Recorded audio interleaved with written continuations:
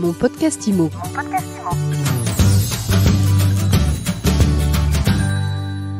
Bonjour à tous et bienvenue dans ce nouvel épisode de mon podcast IMO.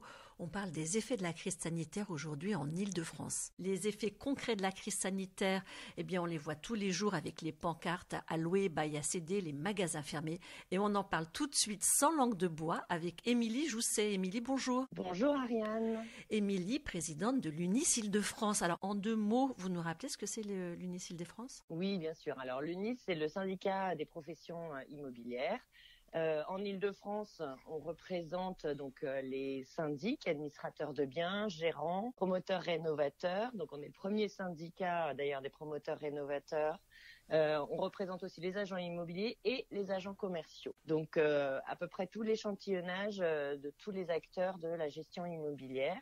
Et donc l'UNIS Île-de-France, ça couvre toute la surface du Grand Paris. Donc toute la surface du Grand Paris. Donc vous êtes évidemment en première ligne pour observer l'impact du Covid-19.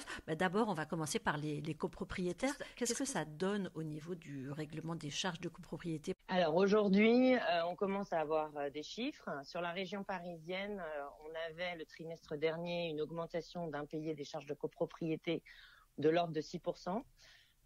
Donc on va voir le trimestre prochain comment ça évolue, mais on commence, même si 6% ça peut paraître limité, cette augmentation elle est quand même symptomatique de la crise économique que provoque la crise sanitaire et il va falloir rester assez prudent, observateurs actifs que nous sommes en tant que professionnels de l'immobilier sur les impacts que ça peut avoir dans le règlement des charges et des prestataires que nous orchestrons dans nos immeubles gérés par les syndics de copropriété, puisque en cas de gros impayés dans certains immeubles, on va avoir des difficultés pour régler certaines charges. Donc voilà, on est toujours en surveillance active de ces impayés et je pense qu'il faut être réaliste. Cette petite augmentation doit être surveillée attentivement pour voir si elle n'augmente pas trop dans l'avenir. Donc cette petite augmentation, elle remonte à 2021, sur le dernier trimestre selon ce que vous dites. C'est-à-dire que l'année dernière, les taux sont restés stables. Oui, parce qu'en fait, pendant toute la première période de la crise, les copropriétaires ont été une très bonne osmose et une très bonne gestion entre les copropriétaires et leurs syndics, parce que tout le monde était dans le bain de cette crise et donc tout le monde découvrait les difficultés qu'ils avaient et donc du coup, tout le monde était solidaire. Aujourd'hui, on se rend compte qu'il y a des disparités un an après de revenus et du coup, forcément, cet impact se retrouve dans le règlement des charges. Avant d'aller plus loin, Émilie, qu'est-ce qu'on dit aux copropriétaires qui nous écoutent et qui ont des difficultés justement à payer leurs charges ? Alors surtout, la première chose à faire, c'est d'en parler. Je le répéterai jamais assez. Il faut jamais faire l'autruche quand on a des difficultés financières, mais c'est pas valable qu'avec son syndic ou son bailleur. C'est valable dans la vie en général. Il faut tout de suite en parler au syndic. On met en place de façon complètement gratuite des échéanciers. On fait en sorte que le processus de paiement soit progressif de façon à résorber la dette et ça s'organise en fait. Donc les services comptables des syndics de copropriété ont l'habitude de faire ça. Aujourd'hui, on a sur toutes les plateformes quasiment des syndics un moyen de paiement qui s'appelle le prélèvement à la demande. Donc vous pouvez vous-même aller sur votre espace personnel sur le site de votre syndic et programmer ces prélèvements aux dates que vous voulez et au montant que vous voulez. Donc de cette façon-là, déjà, il faut être proactif dans le règlement de sa dette. Merci. Alors maintenant, on va passer aux loyers commerciaux avec tous ces restaurants, tous ces commerces fermés, tous ces bails à céder. Comment ça se passe ? Qu'est-ce que vous constatez, vous ? Oui, parce qu'on peut tout de suite éliminer les problèmes d'impayés en habitation. Il n'y en a pas eu. On ne constate pas de problème de ce point de vue-là. Par contre, pour les loyers commerciaux, évidemment, quand lors du premier confinement, on a fermé tous les commerces, les premières aides n'ont été que pour les salariés et le travail à temps partiel, le chômage partiel dont on a beaucoup parlé. Donc, tous les restaurateurs locataires ou restaurateurs et autres commerçants se sont retrouvés sans chiffre d'affaires et donc de façon complètement impossible de payer leur loyer. Donc on a eu évidemment des vagues de grosses foncières qui ont fait des effets d'annonce en offrant les loyers à leurs clients. Il faut savoir qu'en France, les bailleurs, qu'ils soient commerciaux ou habitations d'ailleurs, à 90%, ils n'ont qu'un bien. louer. Donc en fait, quand vous avez qu'un seul bien, c'est forcément un complément de revenu, que ce soit de retraite ou de revenu, ou quand vous avez emprunté, ça vous permet de rembourser votre emprunt et votre investissement. Donc en fait, c'est des gens qui n'ont pas de surface financière pour offrir le loyer à leurs locataires. Donc depuis novembre, donc le deuxième confinement, les commerçants ont une aide de 20% de leur chiffre d'affaires pour payer leur loyer. Donc depuis cette période-là, ils peuvent financièrement payer leur loyer. Donc déjà, ça, c'est une bonne mesure pour aider les bailleurs. C'est suffisant, 20%? Franchement, oui, c'est suffisant. Aujourd'hui, ça se résorbe petit à petit. Enfin, ça leur permet en tout cas depuis novembre de payer leur loyer. On a quand même beaucoup de difficultés pour résorber l'antériorité. Il y a beaucoup de bailleurs qui ont fait des franchises de loyer à leurs locataires, ce qui a permis aussi à l'État de prendre conscience de ces difficultés. Et bon, l'État a voté une remise en fait sur l'imposition des loyers en cas de franchise faite aux locataires. Alors c'est pas sans difficulté pour l'appliquer dans les faits, mais ça soulage un peu les bailleurs qui n'auraient pas perçu leur loyer. Ils vont pouvoir diminuer leur imposition de la moitié de ces loyers perdus.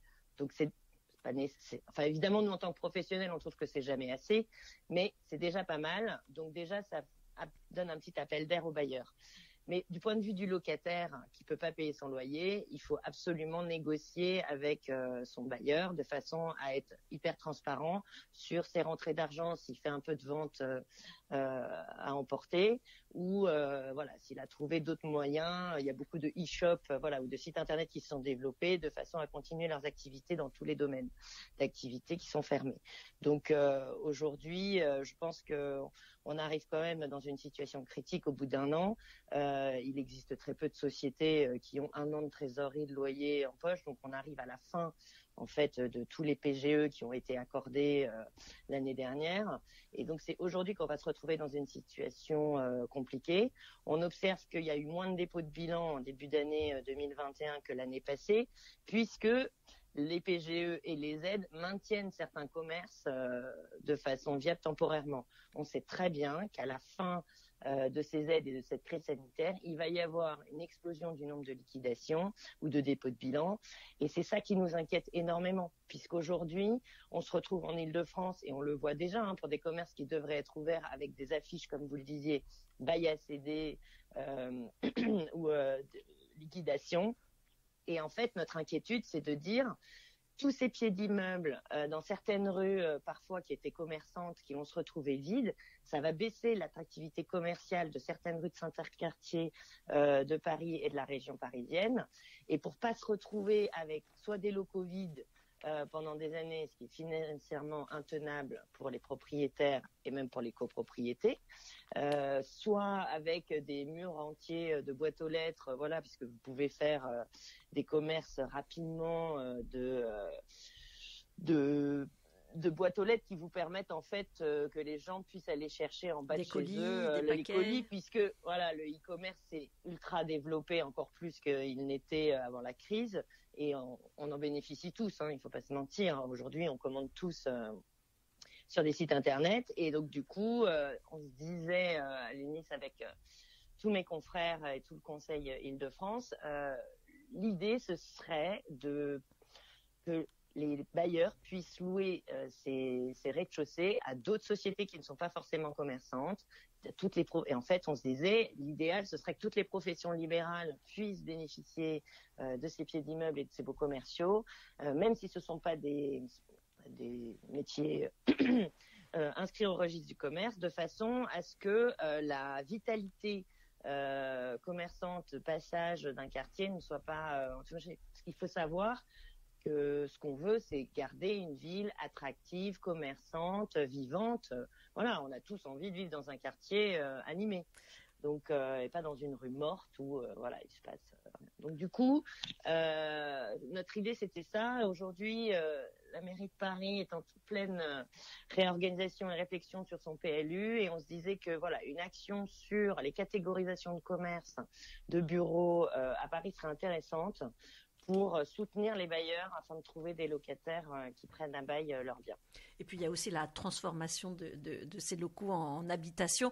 C'est une tendance qui était une lame de fond qui était avant la crise sanitaire et qui risque de s'accentuer. La transformation des locaux commerciaux en habitation sont permises dans le cadre de la location saisonnière et notamment sur Airbnb pour pas le nommer.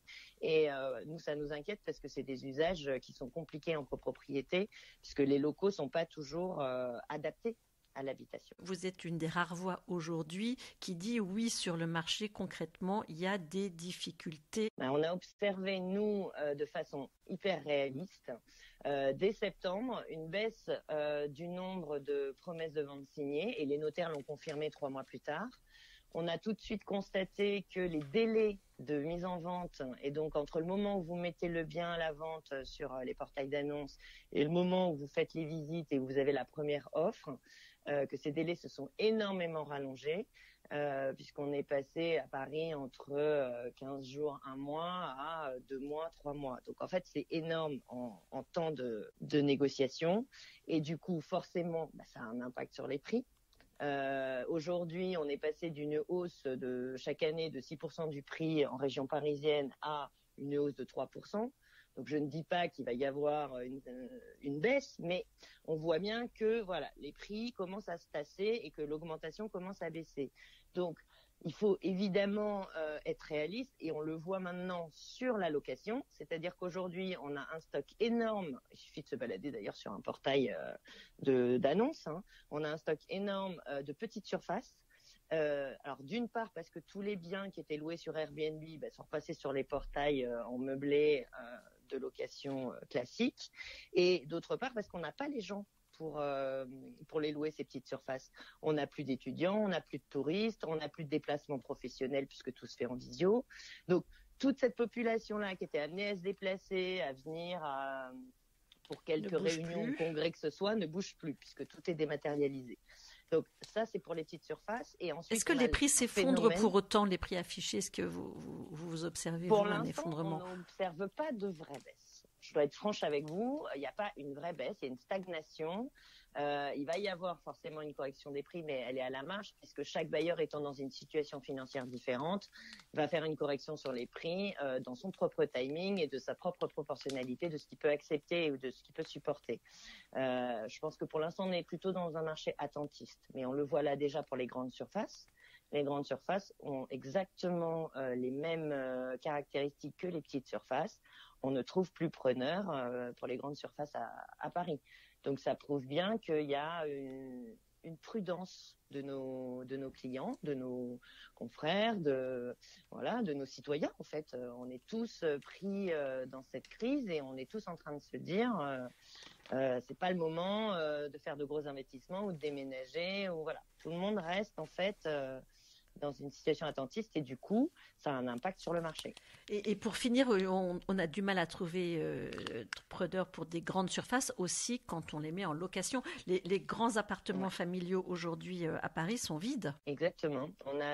Dès qu'il y a un bien qui n'est pas situé dans les quelques rues qui accèdent aux bonnes écoles, dans les quelques rues qui sont proches des commerces, etc., on a de grandes difficultés à les louer. Donc, c'est des gros loyers, c'est une population de gens qui sont en train d'arbitrer, je pense, leur patrimoine, de se concentrer sur ce qui est vraiment primordial pour eux. Et on se rend bien compte que, déménager toute sa famille, c'est pas l'urgence, quoi. Quand vous dites gros loyer, Émilie Jousset, c'est quoi la barre? On est au-dessus de 3 500 € de loyer par mois. Merci beaucoup d'avoir été avec nous. Je rappelle que vous êtes présidente de l'UNIS Île-de-France. Et bien sûr, Émilie Jousset, mais aussi vous, auditeurs, je vous invite illico à vous abonner à mon podcast IMO. Mon podcast IMO.